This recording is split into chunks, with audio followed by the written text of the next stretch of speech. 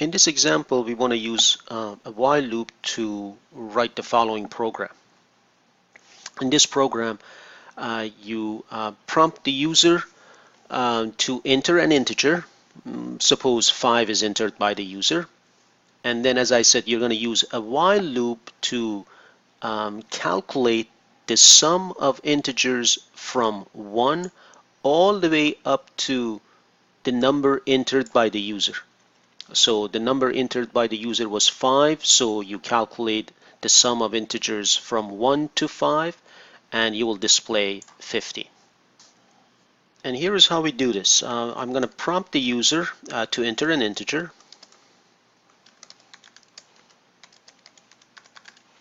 And declare a variable and read that integer in there, an integer n, let's say. That's the input. We're going to read the input in there, cn n. That is the user input. We have that. I'm going to now also declare a variable sum, which holds the sum of the numbers. I'm going to initialize it to 0. Initially, the sum is 0. In fact, I'll be computing partial sums, eventually reaching the total sum. And now, here comes the loop. The loop variable I is equal to 0, initialized to 0 as well. The while statement, the condition of the while has to involve the loop variable while I is less than or equal to n, the input that the user has given. While I is less than or equal to n, we want to basically add up the numbers. I'll start with sum equals to sum plus I, and then I plus plus. Right? As I said, in this program, we compute the partial sums. Right? And this is how it's done. Once the user input is received, and let's say it is 5, sum is initialized to 0, the loop variable I is initialized to 0, and we come into the while loop.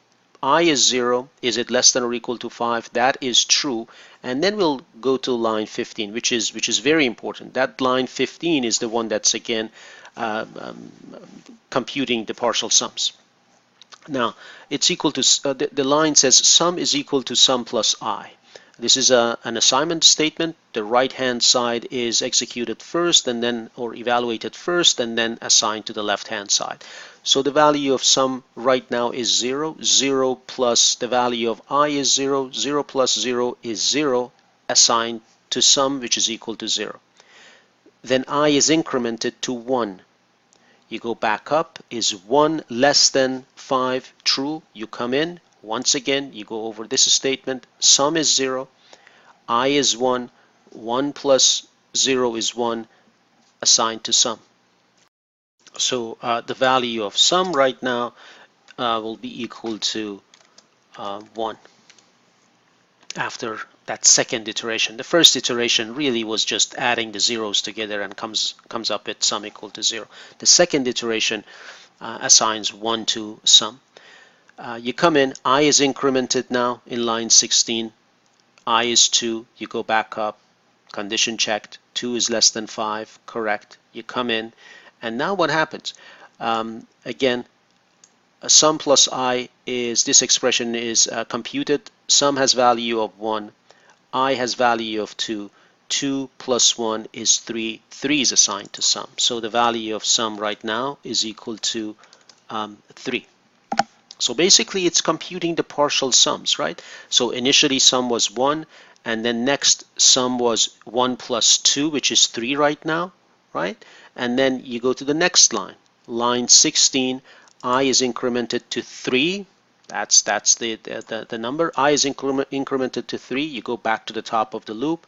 Is 3 less than 5 true? You come in, executing this line. I is 3. Sum is 3. 3 plus 3 is 6, and that becomes sum is 6 right now. And then you go back down to line 16. I is incremented to 4. 4 is less than 5. So 4 plus 6 is 10. 10 is assigned to sum next. Increment I to 5. Go back up to the top of the loop. Is 5 less than or equal to 5? True. I is 5. You add it to the current value of sum, which is 10. 5 plus 10 is 15, is assigned to sum. You come back down here, and then I is incremented to 6. Up to the top of the loop. Is 6 less than or equal to 5? It's false. So the while loop is done. You come out, and we can actually write down the sum is, and then we'll write the value sum.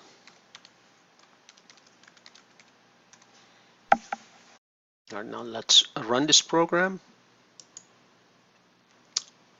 and take a look at the result. First, an integer. Again, we'll try 5.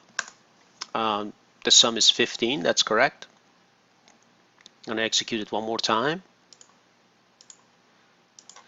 Let's put in 20. What is the sum? It is 2010 and 50.